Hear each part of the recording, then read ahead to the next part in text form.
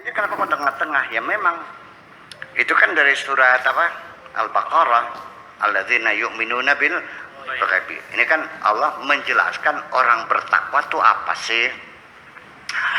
Zalikal kitabu la raiba fi. Di dalam Al-Qur'an tidak ada sedikit pun keraguan.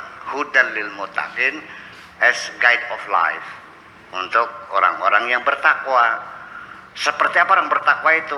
Alladzina yu'minuna bil ghaibi, yang punya visi dan misi, punya ideologi, punya target, punya gagasan. Ya, yu'minuna bil ghaibi itu kan yu'minuna billah. Ya ditafsir-tafsir gaib itu neraka, surga, malaikat. Ya itu mah bukan ghaib, itu mah ghaib. Ada. Ghaibun dengan ghaibun itu beda kan, syukuran. Yang gak hadir sekarang Pak Rahmat ya. Aina Rahmat ghaibun, artinya tidak hadir. Orangnya mah ada di Karawani, tapi kalau yang tidak kelihatan namanya ghaibun. Mana yang tidak kelihatan? Surga kelihatan kok, neraka kelihatan, malaikat juga kelihatan.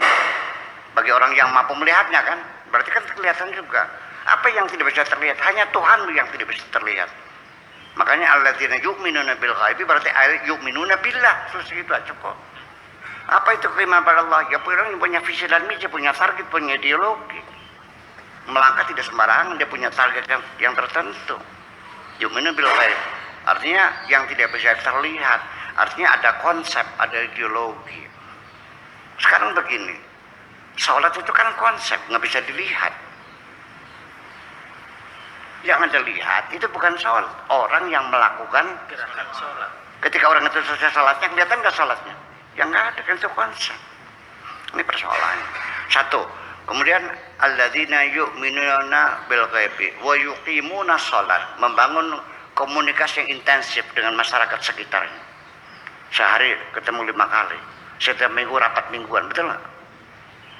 Setiap tahun ada rapat tahunan, ada lagi rapat internasional. Itu kan bukan komunikasi. Kemudian dan orangnya dermawan, berbagi-bagi rezeki. Saya nggak yakin ada orang medit bertakwa, nggak percaya.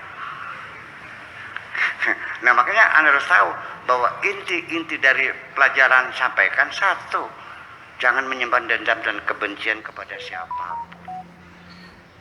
Berbagi kebahagiaan kepada sesama kita dengan tidak melihat agamanya apa, warna kulitnya apa, sukunya apa, nggak ada urusan bagi saya. Manusia itu dihormati Allah kok. Kalau karomna bani Adam itu ya manusia, turun Adam.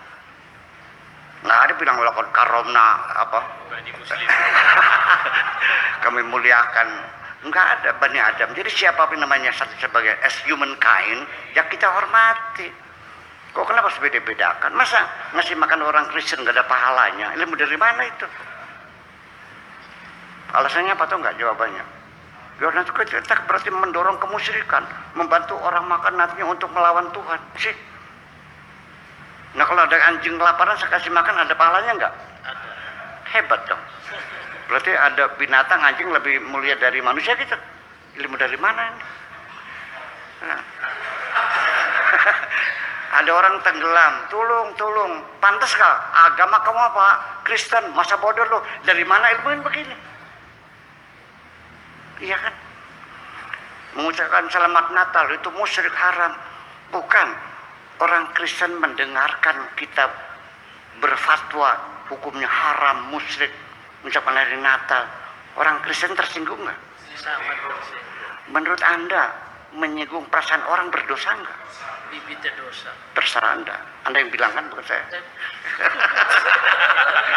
Nah, itu, ini kan nggak masuk di pikiran saya. Iya. Itu tsunami di Aceh. Bayangkan, saya sudah ke sana. Saya melihat sendiri kapal itu di tengah kota ya, terhempas gitu. Sama laut. Amerika bantu. Agamanya apa? Kita Orang Australia bantu. Agamanya apa? bukan Islam. Orang Jepang bantu. Agamanya apa? Shinto. Mereka membantu sesama manusia dengan tidak melihat agamanya apa. Nah ketika Anda membantu orang, melihat agamanya, melihat warna kulitnya. Ini kan diskriminasi namanya. Ini kan fasis namanya. Iya dong. Katanya rahmatan lil alamin. Kok hebat Bang lil alamin? Alamin kan semua manusia di dunia kan. Ya, buktikan aja dalam rahmatnya. Itulah makanya jadi saya tidak mau menyalahkan siapapun. Ya kan gitu. Dan saya tidak berfatwa apapun. Iya, silakan dengan hati nuranimu saja. Hanya pesan saya, jangan menyimpan dendam, jangan ada kebencian kepada siapapun. Jangan ada membenci orang karena warna kulitnya hitam kok. Jangan membenci karena orang agamanya lain. Jangan membenci orang yang partainya lain. Urusannya apa? Nah, itu satu. Nah, jadi artinya kemudian setelah wa mimma razaqnahum yunfiqun, kemudian walladzina yu'minuna bima unzila ilaika wa ma unzila min qablik, artinya orang yang bertoleransi dengan agama apapun.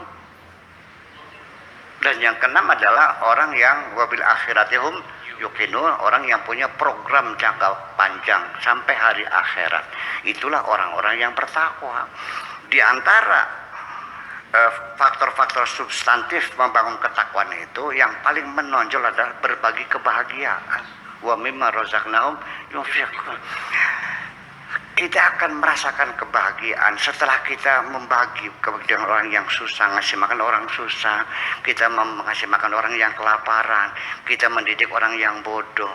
Ya, bayangkan apa yang Anda rasakan kebahagiaan ketika mengasih uang anak yatim yang keluar ECS-nya pengen jajan, kasih nggak banyak kok 5.000. Wah, dia senangnya kayak apa?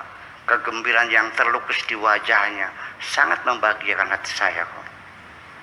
Dan kebahagiaan saya ketika membahagiakan orang lain, itulah aroma sorga. Ya, dan saya mohon maaf, itu yang jelas kita rasakan. Dalam artian saya tidak mengingkari Anda berzikir mendapatkan ketenangan jiwa. Ala bidzikrillahi tatmainnul qulub. Betul. Tapi buktikan ketenangan apa yang kau capai setelah berzikir berhari-hari itu. Lebih efektif berbuat kebaikan ini. Jadi zikir situ artinya mengingat Allah. Dengan bukan, itu namanya wirid namanya, bukan zikir. Nah, jadi kalau thariqah itu kan wirid-wiridannya kan gitu. Kita kan berzikir itu ingat sama Allah, ingat sama majikan, kita sama-sama makhluknya, kita sama-sama disayang, ya kan begitu. Nah, itulah makanya wa mimma itu kita ini. Kemudian kenapa di laut? Nah, kenapa setahun sekali di hutan? Begini persoalannya. Dari kajian psikologi umum aja, bahwa panca indera itu kan menangkap. Mata menangkap gambar, telinga menangkap suara, mulut menangkap rasa, hidung menangkap bau, tangan menangkap meraba, halus dan kasar dan sebagainya. Ini semuanya yang terlihat istilahnya namanya perangsang. Mata kita namanya panca indera. Perangsang itu ditangkap oleh panca indera lalu menjadi kenangan, ya, menjadi memori. Itu memberikan pengaruh yang secara langsung. Ketika Anda melihat sesuatu yang kotor, menjijikkan, Anda bisa muntah kok. Betul kan? Anda melihat sesuatu yang menyeramkan, Anda bisa melihat yang seram, orang yang cacat, yang mukanya rusak, ya, yang hidungnya bolong, berdarah-darah. Anda nggak bisa tidur karena trauma.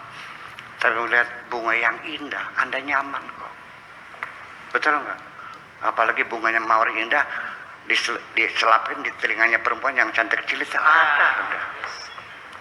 Tidurnya lelap kok. Nah itu, maka jadi artinya ketika rumahmu kotor, ketika masyarakat kamu di tengah perkampungan yang kumuh, gosnya bau sama berserakan, itu tidak bisa dihindari, akan mendorong meningkatnya tingkat kriminalitas. Ya, broken window theory of criminal itu yang sudah ditulis oleh 2 orang Amerika studi sosial, bahwa begitu ada jendela-jendela yang pecah, wah udah ini gawat nih. Udah, berarti pertanda kriminalitasnya sangat tinggi sekali. Jadi saya kira ketika di hutan kita terpengaruh, apa yang muncul? Rasa takut. Betul enggak? Ketika kita di dalam gua, kita merasa terhimpit. Tetapi ketika kita di tengah lautan, kita merasa betapa kecilnya diri kita dan betapa maha besarnya Tuhan. Terima kasih.